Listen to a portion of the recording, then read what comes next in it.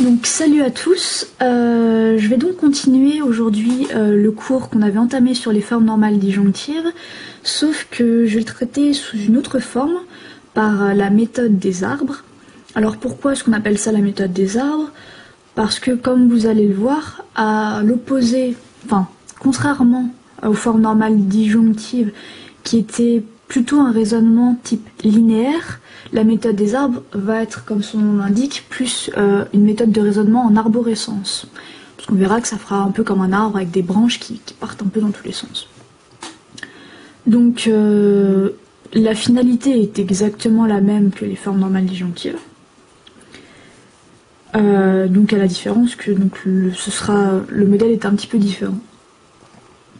Donc avant tout, je voudrais rappeler une chose, c'est que on pourrait être tenté de confondre la méthode des arbres avec les arbres syntaxiques, comme on l'avait vu au premier semestre.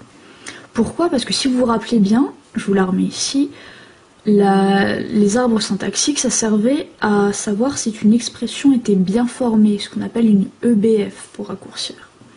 Donc ça pouvait se présenter sous cette forme-là. Par exemple, P implique non R et non Q. Donc qu'est-ce qu'on faisait à ce moment-là? On partait du connecteur principal, paf, on faisait deux branches, on mettait le P d'un côté, le non R et le non Q de l'autre. Hop, on se posait pas de questions, on refaisait deux branches, on séparait non R, j'ai oublié de le mettre derrière, non R, non Q. Voilà, on voyait qu'il n'y avait pas de problème de parenthèse, impeccable. Donc on voyait que notre formule était bien formée. Donc là, ça va être différent parce que disons, la méthode des arbres, c'est un peu une méthode hybride entre les arbres syntaxiques, puisqu'il y aura des branches, etc., et les formes normales disjonctives, en tant qu'on va utiliser les lois qu'on a apprises pour les formes normales disjonctives, donc notamment la loi de l'implication, la loi de De Morgan, etc., etc. Donc,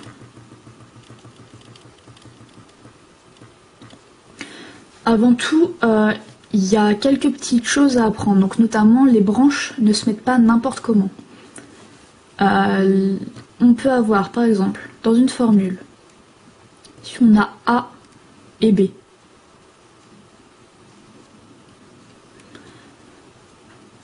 la branche sera toujours comme ça. Si on a A ou B,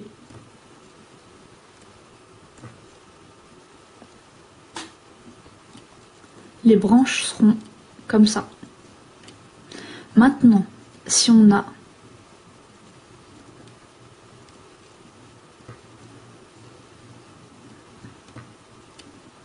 non A et B, des parenthèses, ce sera mieux. À ce moment-là, c'est l'inverse, c'est l'opposé. Les branches seront comme ça. Et si on a non A ou B,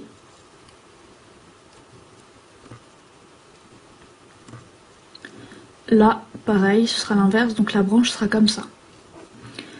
On peut aller plus loin quand on a une implication. A implique B. Tout comme pour la disjonction, ce sera des branches comme ça. Et donc on se doute bien que tout comme pour la disjonction, si on nie non A implique B,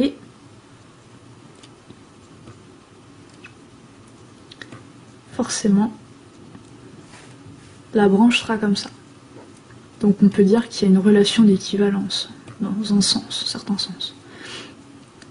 Donc ça, il faut vraiment le connaître par cœur, par cœur, par cœur. Parce que si vous vous trompez une seule fois de branche, ça peut fausser tout votre arbre en fait. Et vous pouvez arriver à des conclusions totalement fausses. Donc il faut surtout pas faire d'erreur sur les branches, quoi. Donc ça, à apprendre par cœur. Hop. Donc maintenant qu'on sait ça, pouvoir voir comment ça fonctionne vraiment sur une formule. Donc imaginons qu'on ait une formule toute bête. On a P implique Q implique P. Bon, déjà, rien que dans sa forme, on voit tout de suite que c'est une tautologie. Mais bon, là, le but, c'est vraiment juste de vous montrer par des exemples particulièrement simples comment ça fonctionne. Donc, pour savoir si la formule est valide et si c'est une tautologie, la première chose à faire, toujours, c'est de la nier. Parce qu'en fait, à partir de la contradiction, on va pouvoir en déduire que c'est une tautologie. Vous allez comprendre pourquoi. Donc, première chose à faire, comme on l'a vu dans les petits dessins que je vous ai montrés juste avant. Quand on nie une implication, le connecteur principal, on est d'accord, c'est l'implication qui est ici. Quand on le nie, la branche est comme ça. Donc on va d'abord s'occuper du premier terme, le P. Il est nié une première fois par la négation qui est ici, et une deuxième fois parce que si vous vous rappelez la règle de l'implication, quand le P précède l'implication, ça le nie aussi. Donc il est nié deux fois, ça fait non P, et donc ça fait P. Ensuite il nous reste cette partie-là. Pour l'instant on va juste la réécrire, en la niant bien sûr, parce qu'on ne l'a pas encore nié avec ça.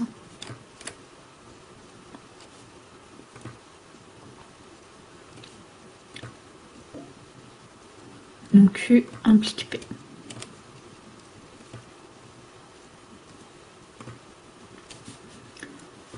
Donc, on voit bien qu'il y a encore une négation d'implication, donc on sait tout de suite que la branche sera juste unique et verticale. Et donc on en arrive à non Q une fois, non Q deux fois, donc ça fait Q. Et la négation de P, donc non P. Une fois qu'on en arrive là, donc là on a réduit au possible, il ne nous reste plus que des atomes propositionnels. On regarde s'il n'y a pas une contradiction dans le chemin de vérité. Un chemin de vérité, c'est quand les branches se suivent. Si j'avais des branches qui allaient par là, ça me ferait un second chemin de vérité. Là on n'en a qu'un seul. On regarde, on voit que le chemin, on voit qu'il y a une contradiction parce qu'il y a P et non P sur le même chemin, donc ça ne peut pas le faire, et on dit que le chemin ferme. Quand il ferme, on met une croix. À partir de là, on en déduit donc qu'il y a la contradiction, si on nie la proposition principale, et de fait, s'il y a contradiction, alors, hop, en fait, ça consiste à supprimer ça.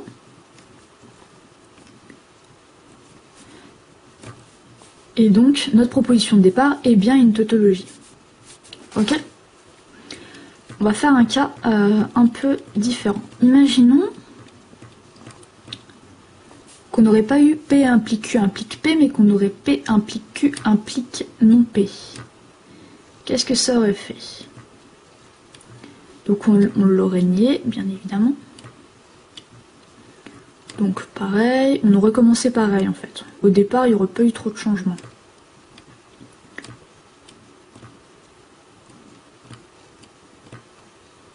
Si ce n'est qu'on aurait mis non P à la place de P, bien évidemment. On aurait continué. Donc pareil, on serait arrivé à Q, sauf que là, on aurait donc nié le non P. Ça aurait fait donc non P, et non P revient à dire que ça fait P. Arrivé là, on aurait cherché si dans notre chemin de vérité, il y a contradiction. On aurait vu qu'on a P, donc il n'y a pas contradiction. Donc c'est-à-dire que le chemin est ouvert, on ne met pas de croix, il ne ferme pas. Et à ce moment-là, si le chemin est ouvert, ça veut dire que la contradiction est valide.